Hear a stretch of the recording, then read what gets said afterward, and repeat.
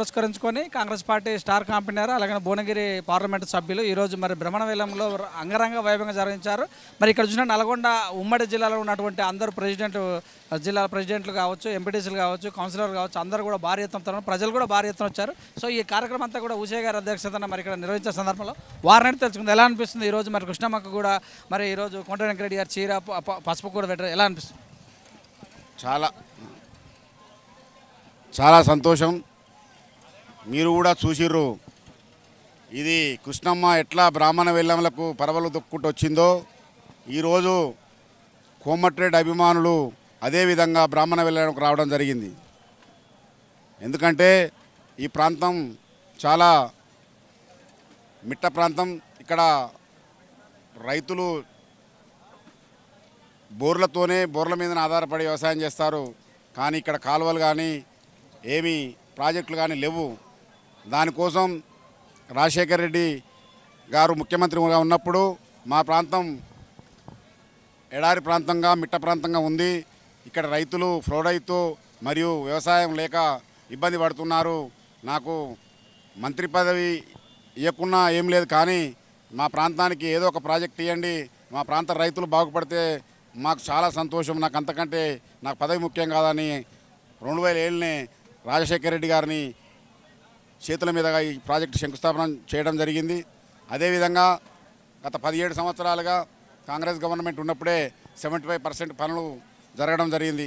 మళ్ళీ తెలంగాణ వచ్చినాక త్వరగా ఇద్దామనుకుంటే కానీ కాలేక ఇది కోమటిరెడ్డి పేరు వస్తుందని చెప్పేసి ఈ ప్రభుత్వం కొద్దిగా లేట్ చేయడం జరిగింది, చాలా లేట్ చేయడం జరిగింది.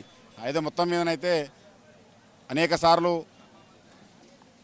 శాసనసభలో బయట ప్రభుత్వంపై ఒత్తిడి తెచ్చి ఈ ప్రాజెక్టు పూర్తయ్యడానికి కోమటిరెడ్డి వెంకరెడ్డి గారు చాలా బ్రదర్స్ కృషి చేశారు. కానీ మొత్తం మీద ఆయన కళ సాకారమైంది. ఎందుకంటే ఈ ప్రాజెక్టు చరిత్రలో నిలిచిపోయే ప్రాజెక్టు. ఎందుకంటే ఇక్కడ ఏ ప్రాజెక్టు లేవు కాబట్టి ఈ ప్రాంతంలో ఈ ప్రాజెక్టు వస్తే 1,00,000 ఎకరాలకు నీరు, సాగునీరు మరియు త్రాగునీరు, ఇక్కడ ప్రాంత ప్రజలు సస్యశ్యామలంగా జీవనోపాధి చేసుకుంటారు అనే ఉద్దేశంతో తేవడం జరిగింది. వారి యొక్క కళ నెరవేరినందుకు ఈ ప్రాంత రైతుల పక్షాన మరియు కోమటిరెడ్డి యువ అభిమానుల పక్షాన వారికి పాదాభివందనం చేయడం జరుగుతుంది.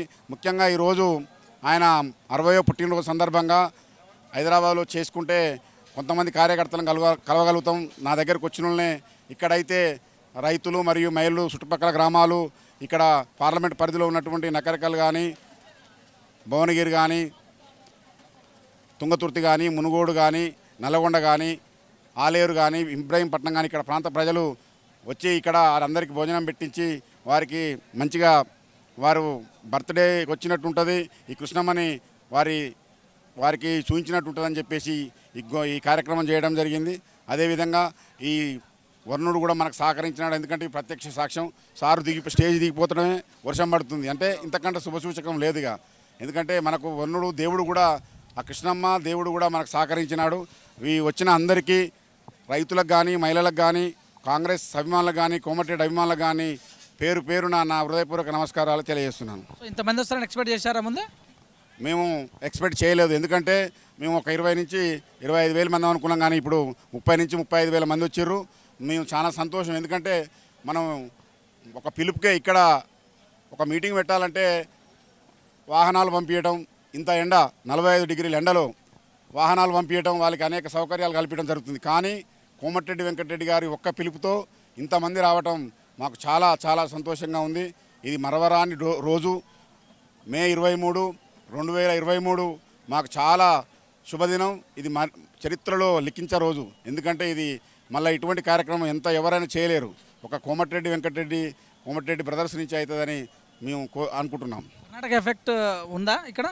తప్పకుండా ఉంటుంది కర్ణాటక ఎఫెక్ట్. ఎందుకంటే పక్క రాష్ట్రంలో కర్ణాటక వచ్చిన కానించి ఈ కాంగ్రెస్ జోష్ పెరిగింది. ఎందుకంటే అక్కడ కాంగ్రెస్ అధికారంలో ఉన్న పార్టీ ఓడిపోవడం జరిగింది. ఇక్కడ కూడా 2 పర్యాయాలు బీఆర్ఎస్ పార్టీ అధికారంలో ఉంది. రైతులను, ఉద్యోగస్తులను మరియు విద్యార్థులను అన్ని రంగాల వారిని మోసం చేసింది. కాబట్టి తప్పకుండా ఈ తెలంగాణ ప్రజలు ప్రభుత్వానికి గుణపడడం చెప్పి కాంగ్రెస్ ప్రభుత్వాన్ని అధికారం తెస్తుందని మనస్ఫూర్తిగా నేను తెలుపుతున్నాను. నల్గొండలో ఈ యొక్క సభతోటి వేడి పుట్టినట్టే రాజకీయంగా అనుకోవచ్చా? తప్పకుండా నల్గొండనే కాదు ఇప్పుడు చెప్పిన 6-7 కాన్స్టిట్యున్సీలో తప్పకుండా దీని ఎఫెక్ట్ ఉంటుంది.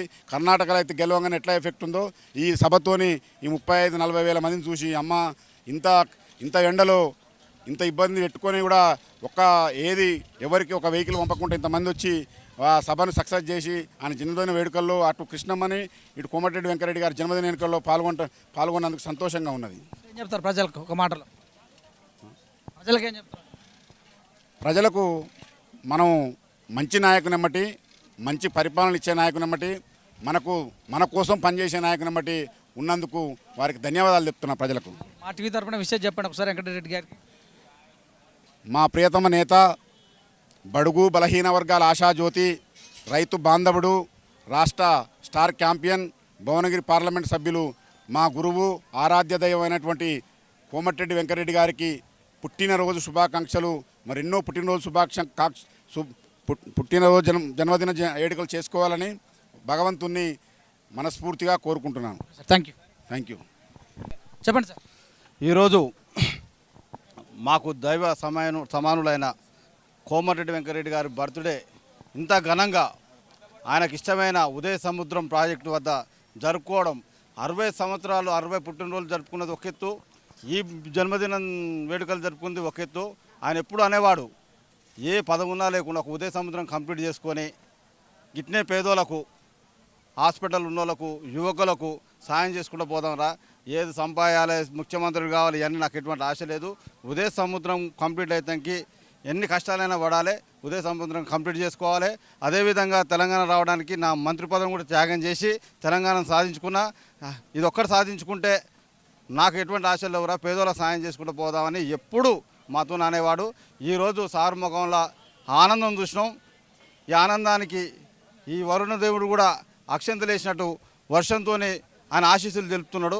ఇంతకంటే సంతోషమైన దినం మాకు ఏ రోజు కూడా లేదు. మీ ఛానల్ ద్వారా సార్కు, కోమటిరెడ్డి వెంకరెడ్డి గారికి జన్మదిన శుభాకాంక్షలు చెబుతూ పాదాభివందనం చేస్తున్నాం. నా ప్రాణం కంటే మీ ప్రాణం ముఖ్యమని అంటారు, నిజమేనా? అట్లా ఉంటారా? రోజు చూస్తుర్రు, కనీసం నెలలో ఒక్కరోజు కూడా ఇంట్లో ఉన్నాడు.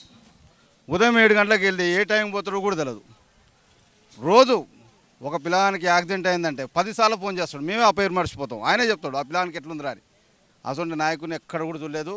ఎప్పుడు మేము చనిపోయే వరకు, మా లాస్ట్ వరకు మేము సారమ్మట ఉంటాం, ఆయనతోనే నడుస్తాం.